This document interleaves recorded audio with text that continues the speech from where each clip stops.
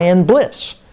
And it's like the Saint Germain story is, if you become addicted to the gold powder, you can make a technologically immortal astral body, but oops, you're stuck. You can't get beyond that astral body. So there you are wandering about in the ether of some of these ascended master stories.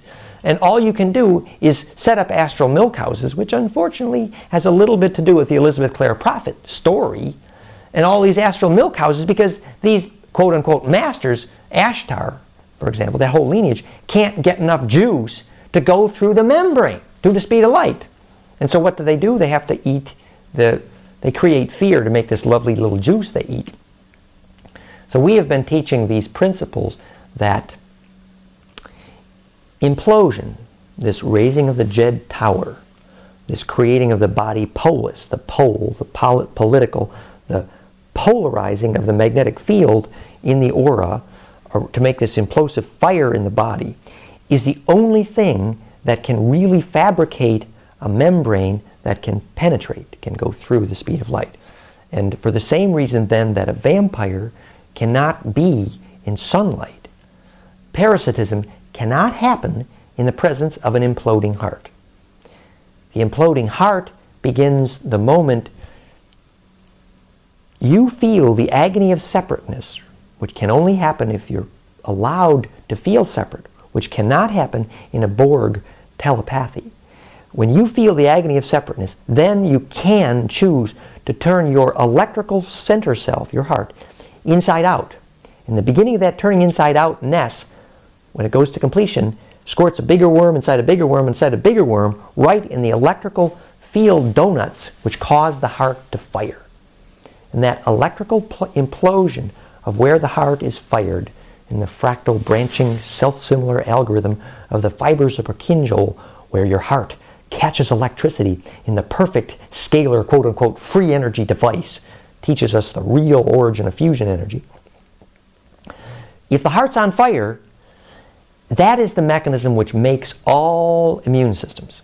The thymus is the catcher's mitt for those sonics, uses the harmonic tinker toys to fabricate the immune system. The thymus does not shrink if there's bliss, and bliss fuses the implosion in the heart, and that fuses the harmonic series of the sonic ponytail of the EKG, which braids the DNA to the point of implosion, which gives the worm an eyeball to squirt through the speed of light into time. So all of these sort of happily ever after motifs about if you are following your bliss, then there will be fire in your eye, there will be a twinkling eyes lifestyle, you will be nourished by spin, there will be high frequencies in your membrane, so there will be resolution and therefore twinkle in your eyeball's membrane, and then you can answer the devil that says, I'm going to take your soul. And your answer can be, I know who you are the twinkle in my eye, and which is your way of saying, there is nothing that is not myself. I can inhabit and embed in everything. And in so doing, you become the magnetic field that can consume all perspectives. And that starts this squirt gun that happens at the moment of new compassion, when stars quiver because the new gravity is born. And this starts the pump that creates the amygdalic serpent mouth juices that comes down the Kundalini pathway and completes the eye tooth, which evolves, that makes the dragon able to peck its way through the egg, the membrane, the Nibiru Ninhursag's egg shell, and suddenly we collectively are the bullet in the furnace. The story is that these angel families, call them Ophanim and Seraphim if you will, the angel families who initiated this experiment realized that new leverage genetically was needed on spin, on black holes, on starlight. A new way to squirt yourself into a black hole using the right tilt angles. The index to those tilt angles is the star alphabets, a superset of Hebrew. Hebrew is just the shadows of a tetrahedron. In a tetrahelix, you get no implosion in DNA. the Nibiru Hebrew priests could only make an unensouled golem, because they hadn't found the way to peck their way through the membrane. So they're stuck now. They deposited their dragon's egg here, Ninursag's egg, Cro-Magnon sperm. They stuck the egg here, and then they had to stand back and wait for the pearl. The pearl was the fact that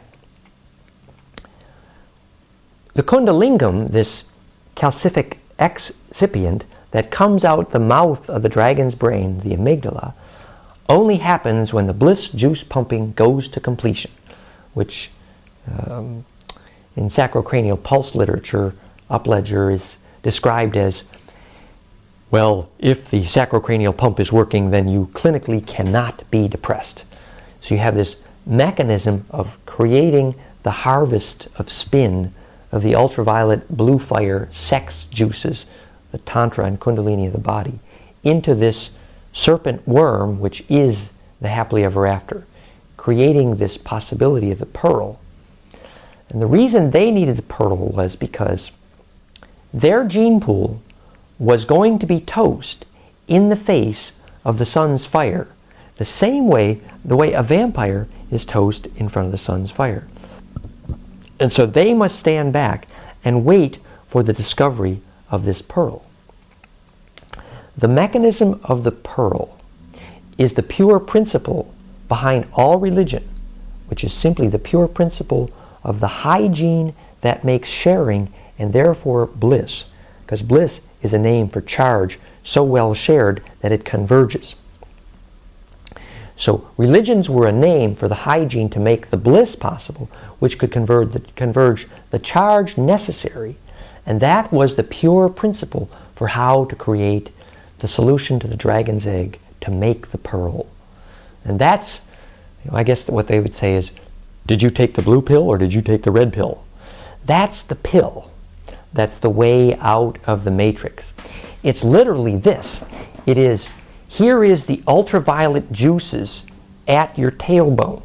You did the pelvic tilt. You switched your organ kunda buffer. You got the 32-degree tilt angle complement of the chin angle of the sphinx, tilting the cube into the dodecahedron, completing the implosion of the tetrahedral fire breath, and the long wave sonic up the spine completes this circuit of the juices where the dragon, the Scorpio, stings itself, eats the juices of its own tailbone, and that juice goes through us, comes out here, and you get this eyeball at the top of the worm, which is like the picture of this serpent over the Buddha at the moment of enlightenment.